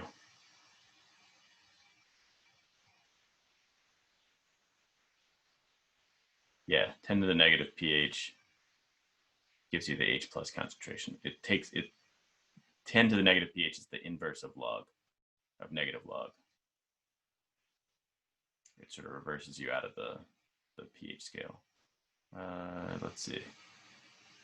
At the equivalence point, we've got HC. We've got 10 mils of 0.35 molar HC.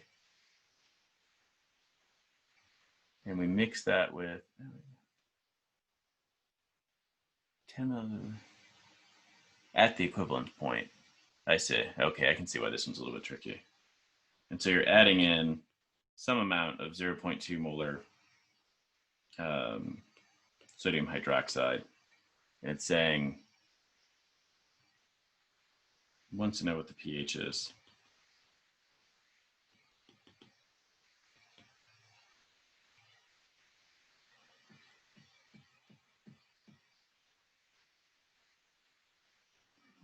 pH the equivalent point, 10 milliliters of that. Go to that extraneous thing. And they give us Ka.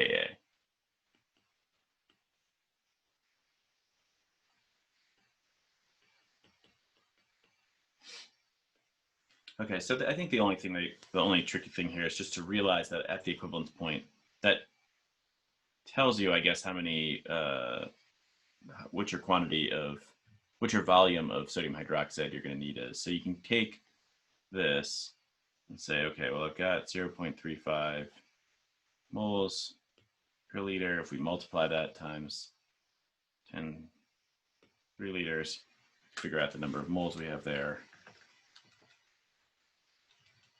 I do it on my calculator, even though I probably shouldn't, just because I'm tired. I don't want to lose a zero.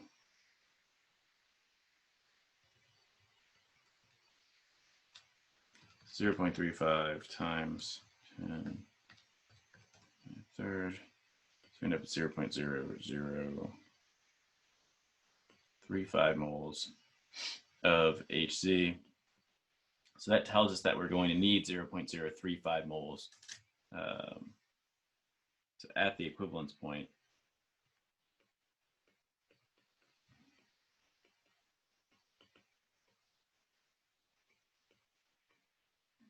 we would have also 0.035 moles of sodium hydroxide. And so then we can just kind of back that out of our volume over here. So we know if we have 0.2 moles per liter, we can figure out how many liters we need.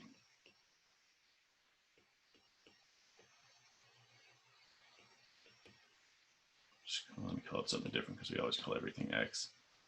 Let's call this Z.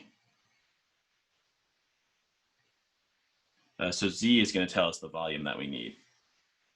So the question I'm asking, I'm saying, okay, like the workflow here is just that I know how many moles of HZ I have. At the equivalence point, that's when the number of moles of HZ is equal to the number of moles of strong base that I've added. And so that's how I deduce that I need 0.035 moles of sodium hydroxide. From there, I say, well, I've got a 0.2 molar solution of sodium hydroxide. So all I'm asking myself is, if there's 0.2 moles in 1 liter, if there's 0.2 moles in 1 liter, what volume contains 0.0035 moles? And that volume is going to be Z. It just says that ratio has to hold. So this is just a ratio problem. And then I just solve for Z, which is going to be equal to 0.0035 divided by 0.2.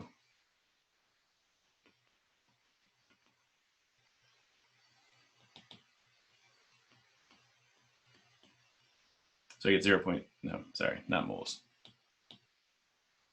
Liters. That's 7.5 milliliters. Let's see, what is the question again? What's the pH of the equivalence point? Yeah, this problem's a bit of a pain in the ass. Let's see, 1, 2, 3, yes, that's equal to 17.5 milliliters. Okay, so now that I know that, I can go in and I can just figure everything out. So I know that at the equivalence point, I'm going to have nothing left over. So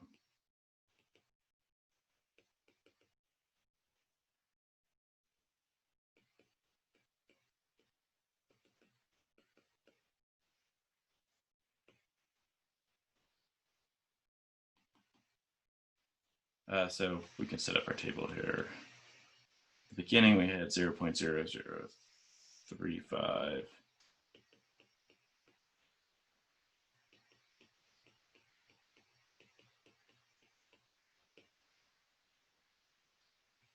And again, we know that we have 0.035 sodium hydroxide because they're telling us it's at the equivalence point. So we know whatever this number was equal to, this was going to have to be equal to it by definition. So we have none of that left over. And so now the problem just becomes, what is the pH of whatever concentration we end up with of this weak base salt. So we take 0.0035 because we're done with our neutralization reaction. We want to put things back into concentrations.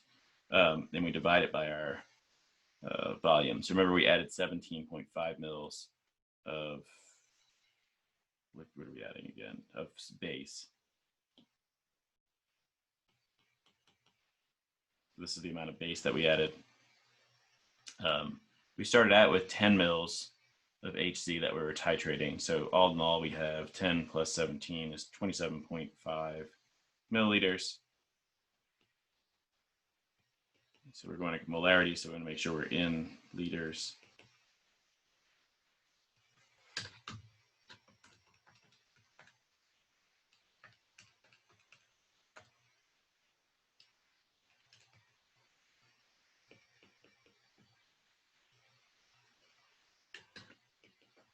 And so that is the concentration of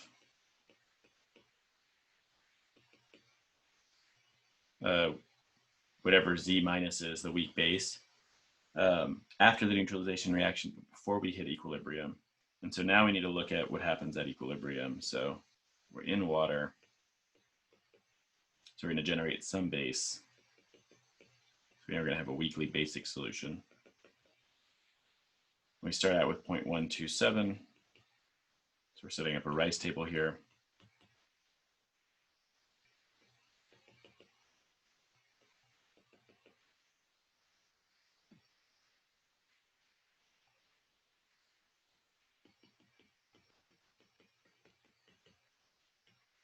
All right, so at equilibrium, we know we're going to have these values.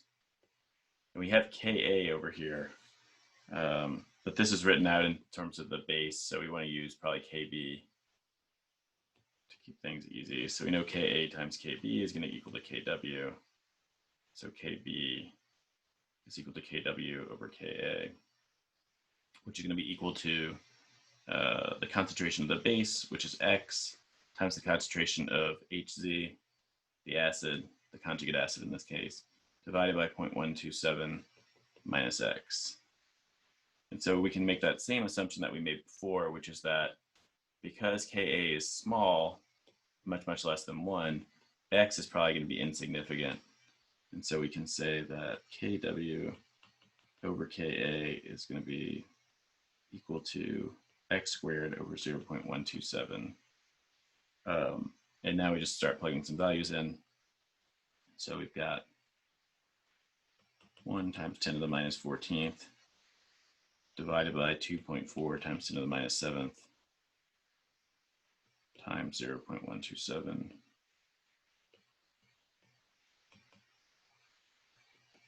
is equal to X. And that's basically, that's going to give us our hydroxide concentration, and then we just want to make sure that we calculate the pOH from that.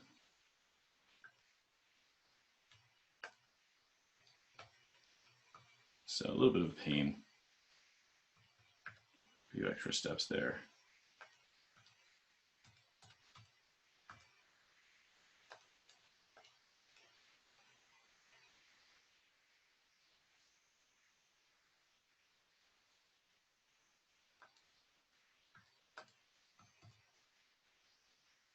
And so we end up seeing that X is equal to 7.28 times 10 to the minus 5th, which is a very small number. So we know that this assumption was fine. 0.127 minus 0.000007 is going to be basically 0.127. But that gives us our OH minus concentration.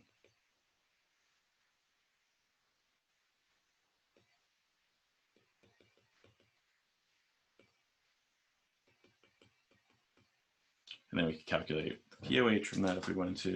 It's already in our calculator. That makes the most sense to me.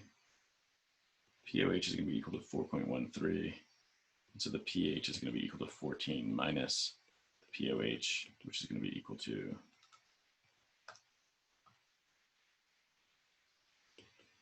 9.8. So this works, aside from having to do some like pain in the ass volumes and stuff like that. The main thing here was just that recognizing, like I think the extra step here was this piece where you have to say, oh, I'm at the equivalence point, so I have to calculate the amount of volume that I'm going to add. And then I have to remember to kind of add that volume back into the end. Yeah, that's a good question. I like that one. Oh, goodness. Okay, yeah, this will be the last one. If you have time, would you work number 2 and practice quiz 01 under ungraded problems?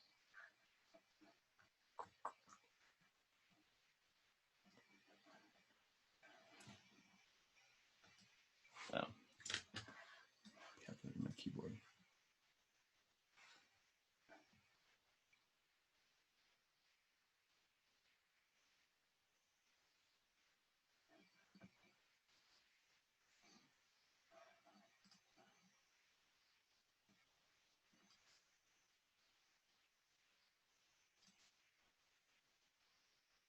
Number 2.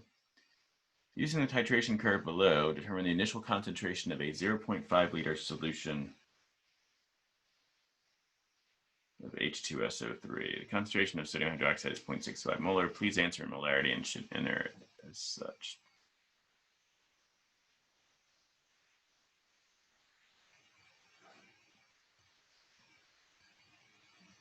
Let's see.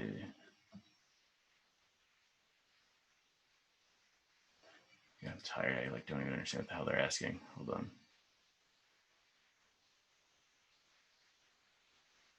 All right. Initial concentration of a 0.5 liter solution of the concentration of sodium.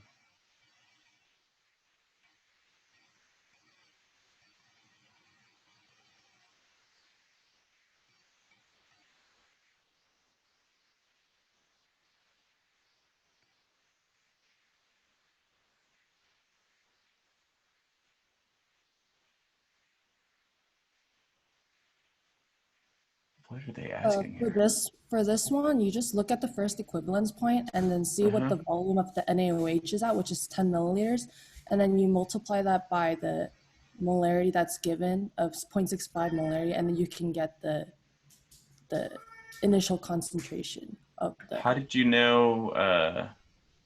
How did you know they go to the equivalence point though? I just remember like I was just looking at it asked for like the initial concentration, so I just look at the Oh, first. I see. I see what you're saying. You're right. Okay. Yeah. Yeah. I'm just brain dead. Okay. Yeah. Who's that? Christine? Who's talking? Yeah, that was me. Yeah.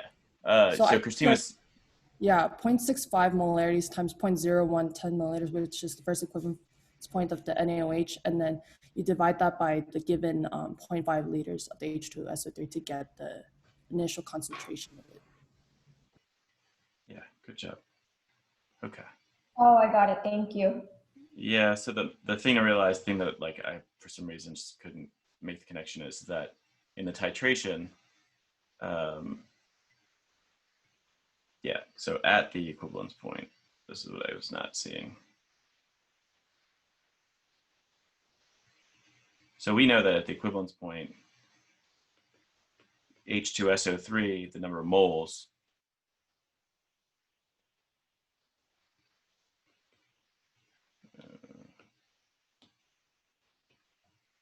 must equal the number of moles of base added. That was the insight that Christina had that I did not. And so from there, so okay, like I can come down here. I know the volume of sodium hydroxide that was added. I know the concentration of sodium hydroxide was 0.65 molar. And so you can take that and multiply it times the concentration, which I believe so it was 10 milliliters. That gives you the number of moles of sodium hydroxide. And then, yeah, since we know those are equal, you just have to take it and divide it by the initial volume or whatever. Yep.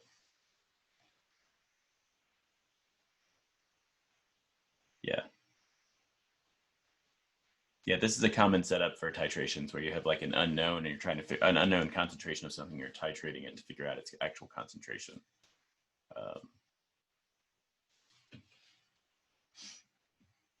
Okay, well, I didn't really have to work that one out, but Christine took care of that for me. All right, I'm gonna go crash out and play Fire Truck Man with my son, which will be a lot less intellectually taxing than this. You guys have a good rest of your day and try to at least take some time off before the exam. Don't just study straight through. And good luck tonight.